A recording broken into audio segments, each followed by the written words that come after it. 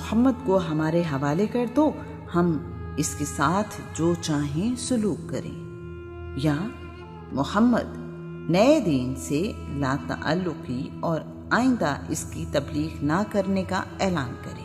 ابی طالب سب کو مخاطب کرتے ہوئے کہہ رہے ہیں، میں محمد کو تمہارے حوالے کرنے کو تیار ہوں۔ یہ سن کر سب پر سناٹا چھا گیا ہے۔ بنی ہاشم شیب سے نکلے ہیں تو ان سب کا برا حال ہے، سب کے رنگ جل کر سیاہ ہو چکے اور جسم کی ہڈیاں باہر نکل آئی ہیں۔ آج کا عنوان، اس نبی کو ہم قیامت تک نہیں مانیں گے۔ شیب ابی طالب کا مشکل وقت گزر تو گیا، لیکن کئی اور مصیبتیں کھڑی کر گیا ہے۔ اس عرصے میں بنی ہاشم بیماری کی صورت میں دوا اور علاج سے بھی محروم رہے ہیں۔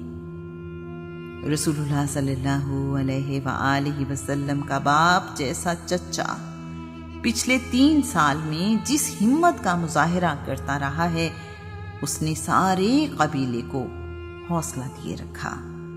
ابی طالب 85 سال کی عمر میں بھوک، پیاس، پریشانی، رسول اللہ کی حفاظت اور چھوٹے بچوں کے لیے مشکل وقت سے لڑتے رہے ہیں۔ ہمت کا پہاڑ تو اس سب پر خوش ہے کہ میرا بھتیجا خیریت سے ہے۔ ابی طالب نے رسول اللہ کو پاس بلا کر محبت سے اپنے قریب بٹھا لیا ہے۔ رسول اللہ سے کہہ رہے ہیں، بیٹا جب میں مر جاؤں تو تم یثرب میں بنی نجار میں اپنے دادا عبد المطلب کے اور اپنے ننہال کے پاس چلے جانا۔ وہ اپنے لوگوں کی سب سے زیادہ حفاظت کرنے والے ہیں۔ شیب سے واپس آ کر ابی طالب بیماری سے اٹھ نہیں سکے اور تقریباً 8 مہینے بعد شعبان 10 نبوی کو وفات پا گئے ہیں۔ ابی طالب کو مکہ میں ہجون میں دفن کیا گیا۔ رسول اللہ اور چچا کا ساتھ 42 سال تک قائم رہا۔ رسول اللہ کا بچپن، جوانی، شادی، کاروبار، اعلان نبوت اور اس کے بعد قریش کی طرف سے برا سلوک، یہ سب ان دونوں نے ساتھ ہی دیکھا ہے۔ رسول اللہ نے ابی طالب کو کبھی باپ سے مختلف نہیں پایا۔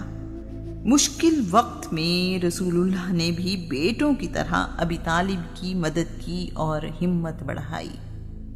ابھی چچا کی وفات کو کچھ دن ہی گزرے ہیں کہ رسول اللہ پر سب سے پہلے ایمان لانے والی سیدہ خدیجہ 10 رمضان 10 نبوی یعنی 619 عیسوی کو اللہ کو پیاری ہو گئی ہیں۔ وہ خدیجہ جنہوں نے اپنی زندگی رسول اللہ کے لیے وقف کر دی، رسول اللہ کا دست و بازو بنی، مشکل ترین حالات میں رسول اللہ کا ساتھ دیا،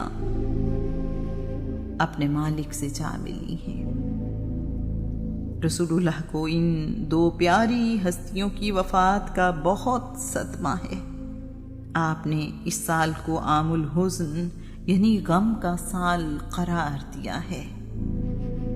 سیدہ خدیجہ رسول اللہ پر اس وقت ایمان لائیں جب دوسرے لوگوں نے انکار کیا، رسول اللہ کی اس وقت تصدیق کی جب لوگوں نے رسول اللہ کو جھٹلایا، رسول اللہ کو اس وقت حوصلہ دیا جب اللہ کے کلام کے جلال سے رسول اللہ گھبراہٹ کا شکار تھے، رسول اللہ کے اخلاق اور حسن سلوک کی گواہی دی اور زندگی بھر ان کا ساتھ نبھایا۔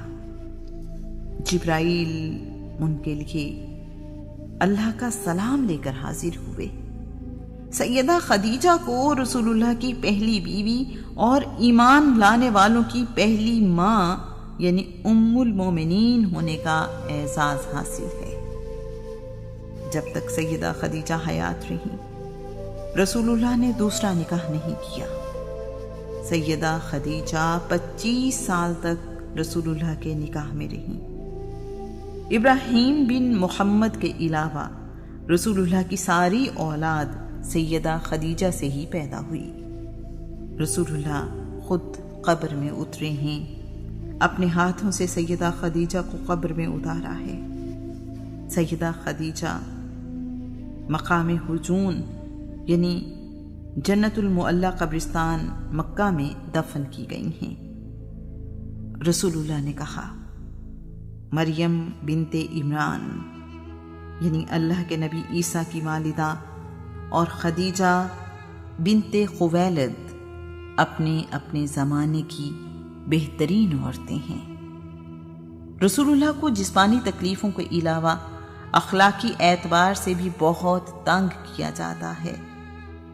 رسول اللہ مکہ کی گلیوں سے گزر رہے ہوں تو آوازیں کسی جاتی ہیں۔ کوئی کہتا ہے یہ کسی مجنون کا شاگرد ہے جو اسے الٹی سیدھی کہانیاں سناتا ہے اور یہ سن کر ہمیں سناتا رہتا ہے۔ کوئی کہتا ہے محمد آج آسمان سے کوئی نیا حکم نہیں آیا۔ کوئی یوں دل دکھاتا ہے خدا کو رسول بنانے کے لیے تمہارے علاوہ کوئی اور نہیں ملا۔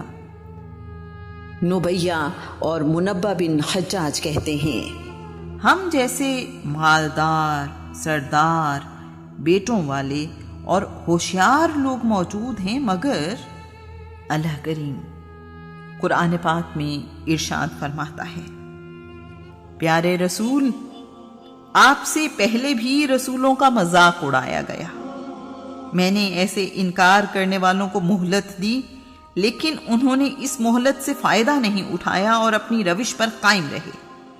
کچھ وقت گزرنے کے بعد میں نے انہیں گرفت میں لے لیا، اب بھی ایسا ہی ہوگا، آپ دیکھ لیں کہ میرا عذاب کیسا سخت تھا۔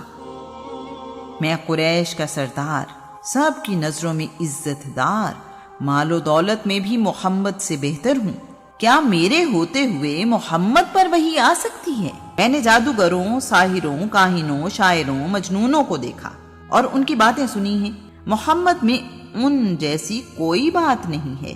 جب ان پر ہماری آیات تلاوت کی جاتی ہیں تو وہ طنزیہ انداز میں کہتے ہیں ہم نے سب کچھ سن لیا ہے۔